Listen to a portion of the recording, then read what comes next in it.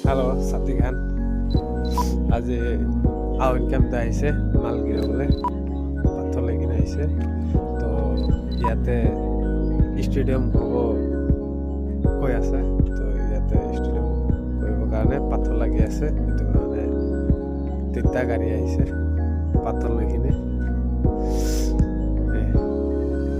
গিৰাবলৈ ইফালেতো পুৰা ষ্টেডিয়াম হ'ব কৈ আছে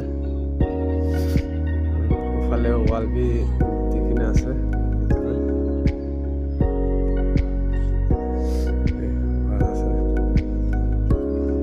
কালি বি এইটো গিৰাই কিনে যাইছে তিনিটা টিম